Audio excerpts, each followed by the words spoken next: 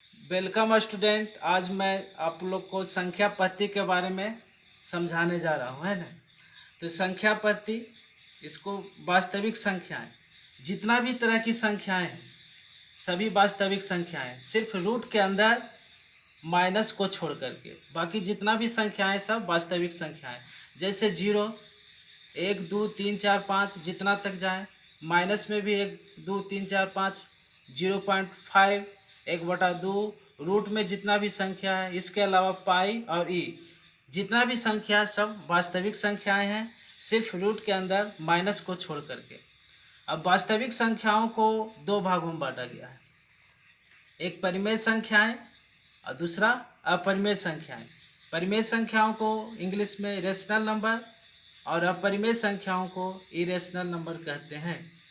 वास्तविक संख्याएं का परिभाषा, परिमेय संख्याएं और अपरिमेय संख्याएं एक साथ क्या कहलाएगी? वास्तविक संख्याएं। परिमेय संख्याएं और अपरिमेय संख्याएं एक साथ वास्तविक संख्याएं कहलाती है। जैसे मतलब ये परिमेय संख्याएं और अपरिमेय संख्याएं दोनों को मिला देंगे तो क्या हो जाएगा? वास्तविक संख्याएं। जैसे में तुम्हारा 0, 1, 2 और ये सब पाई सबको मिला देंगे तो सब वास्तविक संख्याएं। अब आते हैं परिमेय संख्याएं। वास्तविक संख्याएं, परिमेय संख्याएं और अपरिमेय संख्याएं एक साथ वास्तविक संख्याएं कहलाती है। जैसे में आपको यहाँ गया 0, 1, 2 जितना भी है सब वास्तविक संख्याएं। अब परिमेय संख्याएं, परिमेय संख्याएं मतलब 0, 1, 2 जितना भी धनात्मक संख्या है और जितना भी ऋणात्मक संख्या है, 0.5, 1/2, √4 जिसका वर्गमूल निकले वही क्या होगा? परिमेय संख्या। और जिसका वर्गमूल नहीं निकलेगा वो क्या होगा? अपरिमेय संख्या। इसके अलावा पाई भी है और ई भी है। परिमेय संख्याएं वैसी संख्याएं जो p/q के रूप में हो, p तथा q पूर्णांक हो तथा q नॉट इक्वल टू 0 हो, उसे परिमेय संख्याएं कहते हैं।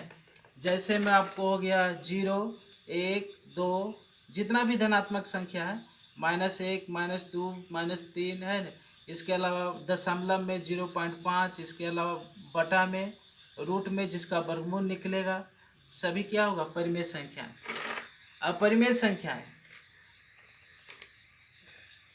अपरिमेय संख्या वैसी संख्याएं जो p/q के रूप में नहीं हो, p तथा q पूर्णांक हो तथा q नॉट इक्वल टू 0, उसको क्या कहेंगे? अपरिमेय संख्या।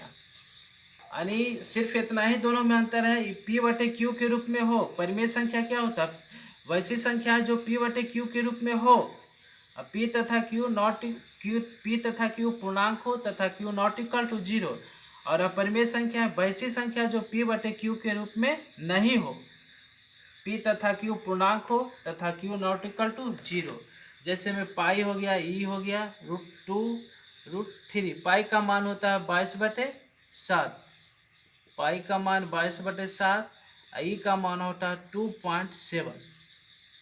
इसके अलावा परिमेय संख्या को फिर दो भागों में बांटा गया है, एक पूर्णांक संख्या जिसको इंग्लिश में इंटीजर बोलते हैं और दूसरा भिन्न, इसको इंग्लिश में फ्रैक्शन कहते हैं। यानी जितना भी ऋणात्मक संख्या, जितना भी ऋणात्मक, जैसे -1, -2, -3, इसके अलावा 0, इसके अलावा जितना भी धनात्मक संख्या है 1, 2, 3 डॉट डॉट, सभी क्या कहलाता है? पूर्णांक संख्या कहलाता है।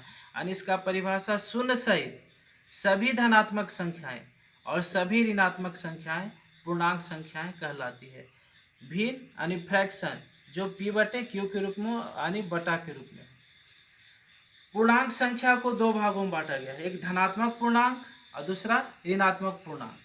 धनात्मक पूर्णांक को इंग्लिश में पॉजिटिव इंटीजर और ऋणात्मक पूर्णांक को निगेटिव इंटीजर।